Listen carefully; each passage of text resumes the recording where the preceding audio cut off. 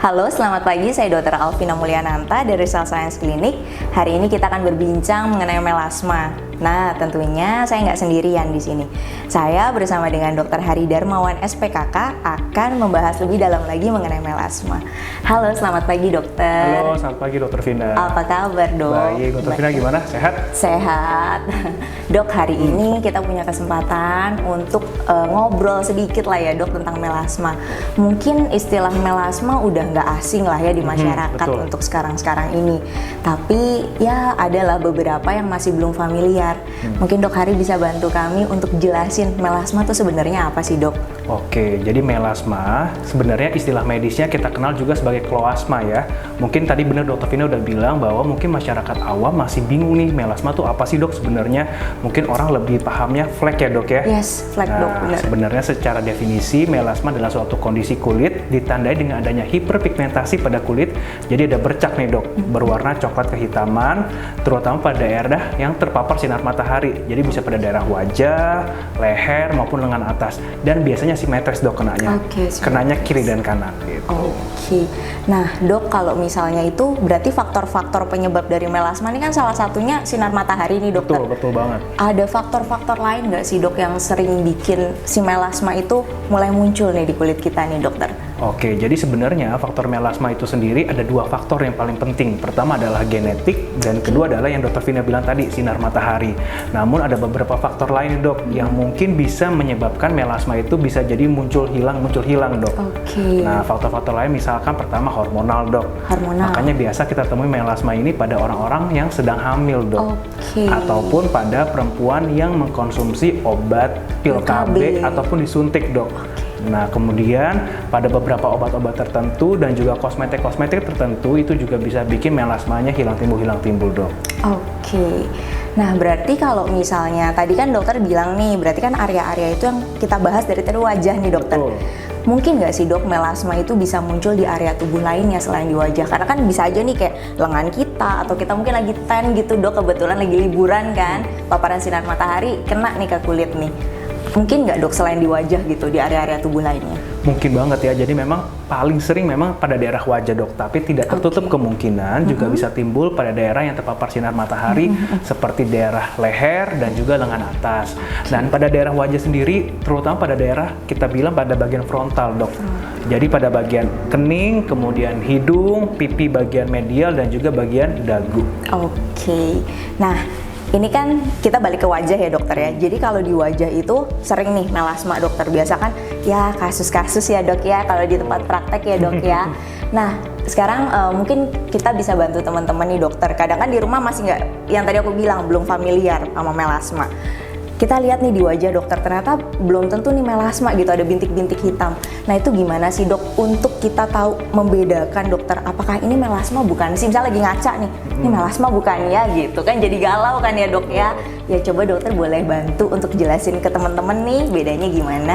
Oke, jadi sebenarnya melasma sendiri merupakan suatu kondisi yang sangat mudah untuk kita diagnosis ya dok ya, dari anamnesis dan juga pemeriksaan fisik. Tapi biasanya untuk lebih memastikan nih dok, apakah benar ini melasma atau suatu kondisi hiperpigmentasi yang lain, kita biasa lakukan pemeriksaan lampu Wood dan juga dermoskopi. Nah, selain untuk membedakan kondisi melasma dengan kondisi hiperpigmentasi yang lain, kita juga bisa melihat sampai kedalaman mana sih dok melasmanya. Betul, karena kita bisa lihat nih dari dermoskopi melasmanya tipe epidermal, tipe campuran ataupun tipe dermal. Dan ini sangat berperan penting untuk bagaimana terapi yang kita akan berikan pada pasien. Berarti dengan kedalaman kulit itu terapi pun berbeda. Betul. Nah, kan penasaran nih dokter ya, dokter mulai ngomongin terapi, kita pengen dong dok, dokter boleh bantu sharing mungkin ya, kalau misalnya dokter kedatangan pasien dokter nih yang melasma, gimana sih dok kalau di praktek sehari-hari dokter treatmentnya?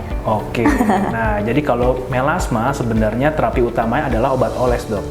Kita jadi nggak boleh lupa bahwa terapi melasma harus dengan penggunaan obat topikal atau obat oles. Namun kita juga bisa bantu nih dok dengan beberapa tindakan lain kalau misalnya melasmanya tidak responsif dengan obat oles. Misalkan dengan peeling, itu merupakan suatu kondisi yang sederhana banget dok ya, treatment sederhana yang bisa kita berikan kepada pasien untuk pengelupasan atau eksfoliasi sehingga melasmanya bisa lebih pudar. Kemudian ada juga beberapa tindakan base device yang bisa kita gunakan untuk pasien-pasien melasma dok. Contohnya radiofrekuensi, kemudian microneedling dan juga laser. Oke. Nah, Dok, kalau misalnya nih untuk yang treatment tadi kan, Dok, pastinya selain kita pergi ke klinik, pasien pasti kan ada dong perawatan di rumah. Betul. Ada nggak sih, Dok, kandungan-kandungan apa sih yang harus kita prioritaskan gunakan di rumah supaya flek-flek atau melasma nih yang udah ada jangan meluas atau bahkan bisa menghilangkan sama sekali, dokter? Oke, nah sebenarnya pengobatan melasma itu sendiri paling penting adalah pencegahannya, Dok ya. Oke. Setuju ya, Dok ya? Setuju Mencegah banget. lebih baik Mencegah. daripada mengobati. Ya. Percuma kita obatin dengan berbagai obat-obatan, kita peeling, kita laser, tapi pencegahannya tidak dilakukan dengan baik. Jadi pertama paling penting adalah mencegah dengan menggunakan sunscreen atau tabir surya minimal SPF 30 untuk mencegah supaya melasma tidak datang lagi dan juga supaya pengobatannya pun akan lebih bagus juga. Oke. Nah, kemudian perawatan apa saja yang bisa dilakukan di rumah? Seperti saya sudah katakan tadi bahwa pengobatan melasma paling penting adalah dengan obat oles. Nah, biasa kita bisa menggunakan Klickman formula yang terdiri dari hidroquinone, retinoic acid, dan juga dengan steroid. Tapi ingat bahwa pengobatan ini harus dilakukan oleh dokter. Jangan dilakukan sendiri ya. Jadi kalau misalnya ada yang mau konsultasi nih, bisa konsultasi sama dokter Hari. Jadi nanti dokter Hari yang akan arahin teman-teman sekalian yang punya kasus bintik-bintik hitam ya, kayak gitu. Jadi jangan bener-bener langsung pakai sendiri, beli aja tuh secara bebas gitu ya. Nah, Dok Hari, tadi kan Dok Hari udah jelasin nih bahwa penggunaan tabir surya itu penting sebagai Betul. tindakan pencegahan. Mungkin nggak sih, Dok, ada tindakan-tindakan lain nih, Dok, yang bisa dokter berikan pesan-pesan ke kita-kita semua nih, apa aja yang bisa dilakukan sebagai tindakan pencegahan untuk melasma ini? Kayak gitu. Oke, jadi selain tadi dengan menggunakan sunscreen, kita juga bisa menghindari paparan sinar matahari dengan menggunakan seperti payung, kemudian topi maupun baju lengan panjang, Dok. Dan juga jangan menantang sinar matahari nih, Dok. Jadi walaupun udah pakai yang tadi saya sebutkan tadi, jangan langsung kena paparan sinar matahari secara langsung, Dok. Ya. Jadi memang harus menghindari paparan sinar matahari terutama pada jam 9 sampai jam 3 sore. Kemudian sunscreen yang kita gunakan, selalu gunakan sunscreen minimal SPF 30. Oke. Baik di dalam maupun di luar rumah. Karena banyak orang berpikiran kalau misalkan di dalam rumah gak usah pakai sunscreen, Dok. Nah, Ada salah ya, bener Dok ya? banget, Ya. Gimana tuh, Dok? Kalau kayak gitu kan berarti harusnya di dalam rumah pun sunscreen tetap harus kita gunakan ya, dokter ya? Benar. Jadi namanya sinar matahari itu kan sinar ultravioletnya sangat panjang ya, Dok ya. Jadi bisa menembus ke lapisan kaca juga, kaca mobil. Jadi walaupun dalam rumah tetap harus menggunakan sunscreen. Dan yang kedua, selain menggunakan sunscreen juga bisa mencegah dengan menggunakan obat minum antioksidan, Dok. Antioksidan. Oke, terima kasih dokter Hari. Sama-sama. Teman-teman, kita udah selesai nih ngobrol-ngobrol tentang melasmanya. Jadi bener ya, yang sering banget tuh mitos-mitos di luar, Dok, memang penting pakai sunscreen gitu ya di dalam rumah atau di mobil, kan ketutup dokter. Kalau enggak misalnya nggak ada nih dokter sinar matahari masuk, tapi ternyata sunscreen itu tetap penting ya, karena sinar matahari seperti yang dokter Hari bilang panjang gelombangnya, tetap bisa menembus seperti kaca kayak gitu ya dokter. Betul. Ya.